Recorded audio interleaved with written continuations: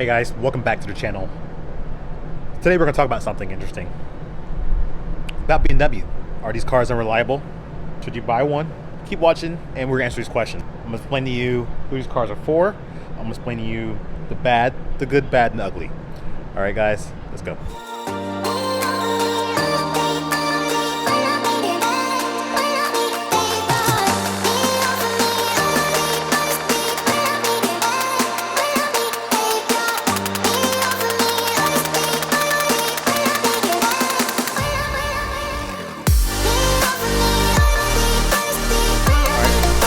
First thing before we get started, guys, if you guys are new to the channel, be sure to check out my other videos. I do a lot of car content. I do occasional racing, acceleration tests, things like that, but more likely BMW content. So if you guys are interested in that, consider subscribing to the channel.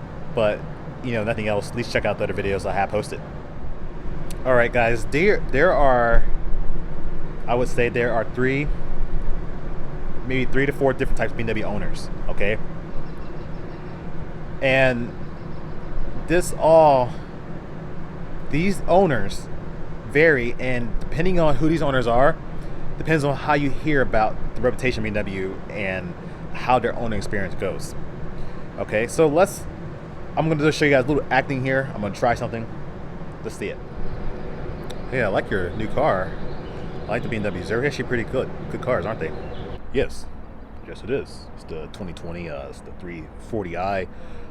This is my 8th BMW, never problems. Keep them for about 3 years or so. They seem to be pretty good. I never have a problem. I just do my oil changes. It's all done free at the dealership. No worries about that. Dealership takes care of everything, wiper blades, brake fluid, things like that. It's all covered. So how's it been? How's the reliability been with those cars? I hear some bad things about them, so I just never wanted to own one because I just know how bad they are. I don't know. I just heard they cost a lot of money to maintain, and then they break down a lot. You know, the ownership experience has been good. I would say if you're gonna get one with the extended warranty. I think the warranty is beneficial. I bought it, you know, it was 2 years old or so, but it was certified pre-owned. I just think if I add the warranty, it just helps me pay for things. But fortunately, when I do take the car for service, it does cost a lot of money for service. So those are some of the bad. Yeah, I bought this BMW. It was at a dealership, and it was like $10,000. You know, honestly, I don't know that much about cars. It's been nothing but trouble, to be honest with you. I've taken it to the dealership. They told me it would be $5,000 to just look at the car. I said, you know what? Screw that. I'm not servicing this car. It's just a little check engine light. This means nothing. The car still runs and drives fine. So I drove the car, but you know, honestly, I cannot afford it. It is coming to the point where now, because I kept driving it, things kept adding up. Now they want me to do brakes. Brakes is another like $2,000. So $2,000 for brakes, $3,000 here and there. I can't afford. I want to pay $10,000 for this car. I don't have that kind of money to do that. Okay, guys. So you kind of seen what I'm talking about, where I'm going here. You're going to hear different things about BMW, and depending on, or who you talk to, depending on is what you hear about the stories. Now, most people who are watching, they're either new to ownership or they've had it and they're just enjoying the videos I put out, and they already kind of know a lot of things I do. I fall into a different category because I didn't buy my cars with warranty. I didn't add any extended warranty on the M3 specifically, and I do a lot of the stuff myself. When I say a lot of stuff, a lot of the basic maintenance. All right, this is the key. This is the key to owning a BMW, is basic maintenance. Now, the person one who buys a car new or leases a car, their maintenance is covered for free. BMW covers it for the first 3 years, 36,000 miles. So you really, out-of-pocket costs, oil changes, wiper blades, brakes, things like that, is usually covered. So you don't hear those stories about, you know, bad experiences. Is very rarely. You know, I'm not saying that the cars don't have problems. Every you know, there's always a few bad apples in a bunch, no matter which brand you go to. But less likely you're gonna be able to be upset about it and say like, I'll never touch this car again, you know, this, that, and the other, because they'll usually turn around and get right back into another one, and they'll get to another one, get to another one. All right, person two, this person, they might have heard the stories, and what they typically do is go ahead and buy the one, and just to give them peace of mind, they might add the standard warranty. They may or may not add a standard warranty, but usually when they take it in for service, they're usually sticker shocked by the first, the oil changes and the things, and the normal maintenance, the stuff that requires the vehicle to run. That stuff, you have to service it. You can't ignore these things, right? So I think these things are important to do in a car, but there's also cheaper alternatives. Like, if you go to a dealership, it's gonna make you broke unless you just have all this money. I don't have a lot of money to keep servicing my car at dealership, and I definitely had a warranty that can take care of it, so I try to do all the basic stuff myself. Now, alternative is an independent mechanic. Their labor rates are cheaper. They typically get the parts a little bit cheaper than what the dealership, no markups, things like that. That's another alternative, okay? And then, of course, if you're like myself, I'm pretty much a DIY, or I try to do most of the things. There are some things that I might be limited on, and I'll, visit a dealership when that costs, but like things like brakes, oil changes, things like that, your expendables, that stuff comes up frequently, yearly. Brake fluids and things like that. That stuff is going to be more often, and if you pay a dealership, you're going to spend a lot of yearly costs. It's going to come out of pocket. Then you have the other group who maybe they found the car. Maybe it's someone who's really stretching their budget. Okay, I'm not here to say who's who. I mean, if you do, you do you, right? I'm not saying I'm rich by any means, but I also know buying one of these cars new, I know what it costs, and unfortunately, as the car depreciates, the cost of maintenance does not, because the dealership doesn't say, oh, well, your car's 2013, let me go ahead and reduce that labor charge for you. They won't do that. Your cost of your labor, everything's going to be just as the same as if you bought the car new. So the person who bought this car for $100,000, I got to expect to pay the $100,000 worth of labor. With that being said, I researched to make sure that I can do a lot of the maintenance. What I'm saying is, if someone walks in a dealership and they may see this 5 Series and it may look good. I'm telling you what, 5 Series, even an aging 5 Series looks amazing. 3 Series, I mean, they still look good. You see them a lot, they just look good. In BMW, really, they age well. When you see them there and a dealership prices it low, especially the M5, like a V10 M5, you're gonna see that price really low. But people buy the car, they'll see it, and let's take, for example, a 550i of 2013. All right, people know that was a first generation N63 motor, had problems, blah blah blah. So they see the car, dealership priced it out $15,000. It has 70,000 miles. Someone says, you know what, I take it. I have 15,000. I can afford that. I mean, it's at the top of my budget, but I know I can make it work. All right. So when you're making it work, you're not taking account for the other things that you may have go wrong with the car. All right. Like I said, that had some issues. And maybe friends maybe said, hey, you really should step up and get maybe the newer one because it had some issues that were fixed. Person said, nah, don't worry, I'll be okay with this. This one, the dealership said it was good to go. They did a performance, they did a check on it. It had the safety care package done. So the motor, it's a new engine in it, or people feel like that sense of security. So like I said, you go in there, and let's say, for example, this person doesn't have any money in savings. Let's say that they only have maybe like $500 in savings account, right, for emergency fund, and they're still building on it, but they emptied everything and bought this car. What happens when they take the car in for service?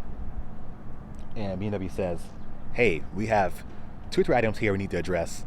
Number one is you have a leaking valve seal, and we need to get that done. We need to replace this, replace that. And before you know it, it's like all this money.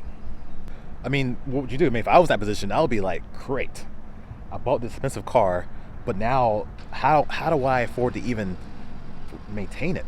Like, you know what? I say, you know what? I'd rather do it later. Don't get me wrong, I like the car, I want to take care of it. Right now, I'm just in a tough situation. I'd rather just wait until I can get myself back on my feet again. I'll come back here once on next service. How about that? Service provider says, hey, don't worry about it, no problem. You know, it's probably fine. Just be careful with it. If you see any signs of smoke, please, you know, bring it back to us. Person says, yes, great, I will.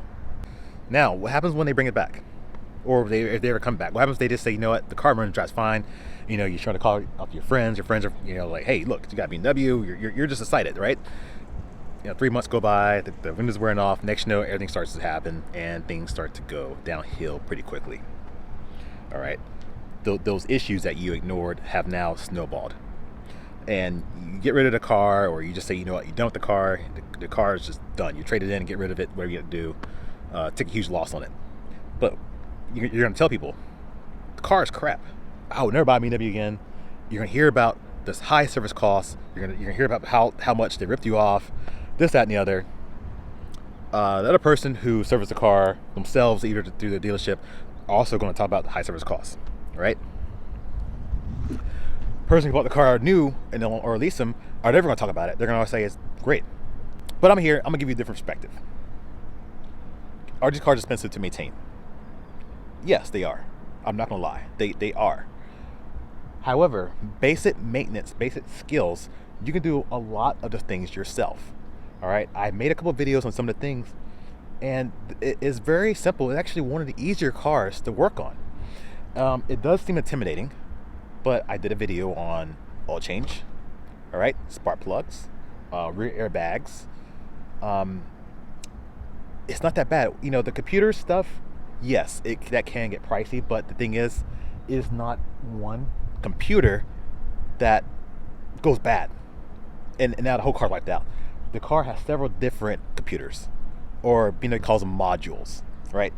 So you may have one module that may be like $500, or maybe more, maybe $1,000 if it does go bad. And that's better than being on some cars where they have several $1,000s because they only have one computer in the car, right? So there's different things, and a lot of things you can buy on eBay. There's things you can buy on used market, and you can replace the modules yourself. But you can find a person who doesn't know. They are not educated on BMW.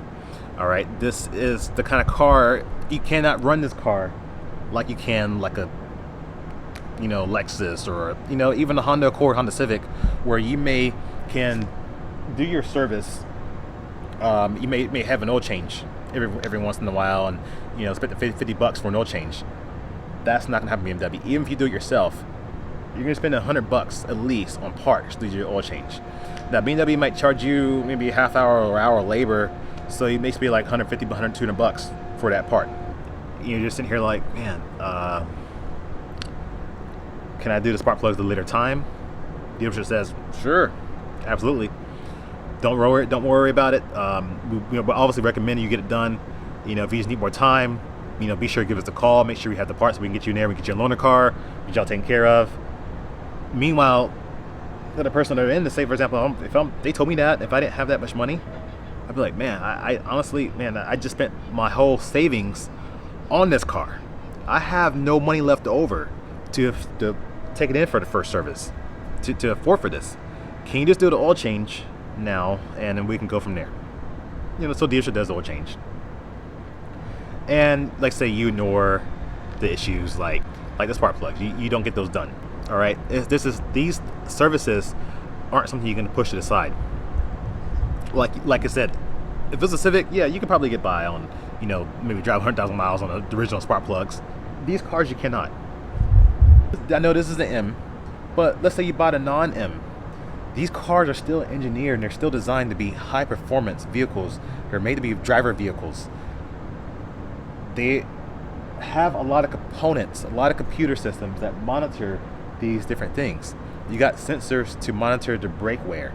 You have sensors to monitor the oil level. You can't even check your oil with a physical dipstick. A computer does the oil check for you. You have to go through the computer system. It has sensors to know when the brakes get wet, right? To know, you know, so when the brakes get wet, it keeps them dry. It can tell you, you know, when the brakes get too hot, it can increase the brake pressure. It's got all kinds of, I could go on and on about the things of how this car is engineered for driving. is a driver's car. But I see there's a lot of people who get these cars just for the badge, and what ends up happening is they're just sticker shock, so they just decide to blow off the service, not do it. You get, and then you go ahead and tell your friends how bad the reputation is. You just say, you know what, the car sucks, the car's this, the car's that, and you didn't tell the whole story. Well, you didn't do the services on that car. You kind of ignored a lot of the things on it. Now, I'm not gonna be afraid. I'm not gonna say like I can afford like a full engine on this car, but I can at least maintain it to make sure my engine lasts a long time to minimize my chances of those happening. Like your health. If you work out at the gym, you maintain your cardiovascular health, you maintain your eating right, you're gonna live a long time. If you don't take care of your body, eat junk food, and you don't exercise, and you're gonna have issues. You're gonna put yourself at risk of a stroke and heart attacks, right? You know, have all kinds of issues, and that's exactly how cars are. Guys, I can sit here and I can tell you, I can't tell you like what to do for your car. I can't tell you, okay, do this, do that. You guys do what is best for you in your financial situation. I understand sometimes you might acquire one of these cars, and then things happen. You lose your job or something like that. Those are unfortunate circumstances, and my heart goes out there with people who that happen to. I really feel bad in those situations. But in those situations, you can also temporarily downgrade just until you can get yourself back on your feet. And there's plenty of alternatives out there. Some manufacturers even copy BMW's blueprint for engineering to give you that same feel, to get that same drive. So even though you may not be the BMW badge, there are plenty of cars out there that can give you that same experience if you love driving. All right. If you buy the car just for the badge, you're wasting the car. I'm just gonna be honest with you. You're wasting the car. The car isn't. Yes, it's a badge. To me, it's a high performance. It's the ultimate driving machine, right? It's what the car is. I'm driving something that's been engineered to drive fast, to handle the curves. It just gives me a different feeling. You know, if I want the badge, then I would go for something like, I don't know. I feel like I don't buy cars. I guess I buy cars for the reason like the way they drive, and the way they look. You know, it just all depends. But I think I never go for status. So if you're buying a car to impress others, you're buying a car for the wrong reasons. Buy the car for the drive. That's what it's for. It's for the driving. Guys, if you want to maintain your car the right way, I recommend, you know, if you can go dealership, but if you feel like that's too expensive, there's alternatives. There are plenty of independent dealerships who service European cars, who can give you a better labor rate than dealership charges you, who can help you save money on parts. Explore those options. And not just my videos, guys. There are plenty of other videos out there. There are DIYs on forums of how to do basic maintenance to these cars. These cars may seem intimidating, but it's just nuts and bolts. That's all it is, nuts and bolts. You just got to find the right tool for the right job. Most things. It's actually one of the easiest cars that I've worked on, and that's comparing it to some Japanese cars I've owned. I never owned an American car, so I can't speak on that, but some Japanese cars, I feel like they've been complicated to work on. All right, guys, I probably ran on too much. If you enjoyed this video, please give me a thumbs up. Please like. I mean, that really helps me. I appreciate all the support. I appreciate everything you guys do and the comments you guys leave me. We're gonna grow. I'm gonna try to help this channel. I want this channel to grow. But I appreciate everybody watching. I hope this video was helpful. All right, just educational. Everybody has their own budgets. That's okay. I'm just throwing out some advice. That's all it is. All right. I mean, if you still want to do your own thing, do it. You know, I just think that just offer some suggestions. All right, guys. Thanks for watching. And if you like cars, like content, consider subscribing.